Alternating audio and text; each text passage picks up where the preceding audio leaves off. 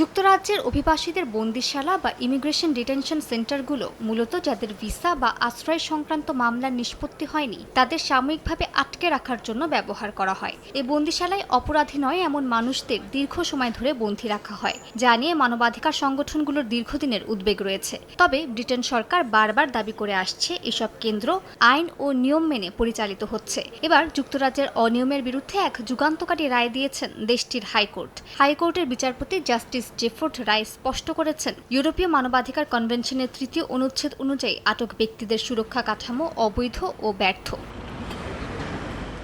মামলাটি করেন একজন বাংলাদেশি ও একজন মিশরীয় নাগরিক, যারা ২০২৩ সালের জুলাই থেকে ২০২৪ সালের মার্চ পর্যন্ত গ্যাটউইকের কাছে ব্রুক হাউস অভিবাসন আটক কেন্দ্রে বন্দী ছিলেন। মামলার মূল বিষয় ছিল রুল 35, যা একটি গুরুত্বপূর্ণ সুরক্ষা বিধান, যা অনুযায়ী চিকিৎসকদের মানসিক অসুস্থতা, আত্মহত্যার ঝুঁকি বা আত্মক্ষতির প্রবণতা দেখা দিলে স্বরাষ্ট্র মন্ত্রণালয়কে অবিলম্বে জানাতে হয়, যাতে আটকের সিদ্ধান্ত পুনর্বিবেচনা করা যায়। আদালত জানিয়েছে, বাদীদ্বয়ের মানসিক অবস্থা গুরুতরভাবে অবনতি ঘটলেও এবং তারা সার্বক্ষণিক আত্মহত্যা প্রতিরোধ নজরদারিতে থাকলেও তাদের আটক রাখার যৌক্তিকতা রুল 35-এর আওতায় একবারও মূল্যায়ন করা হয়নি।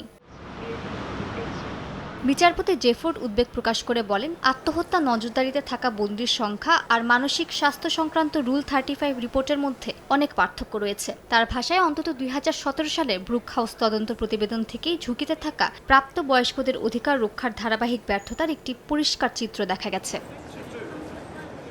মালিহা সুহরওয়ার্দী, সময় সংবাদ।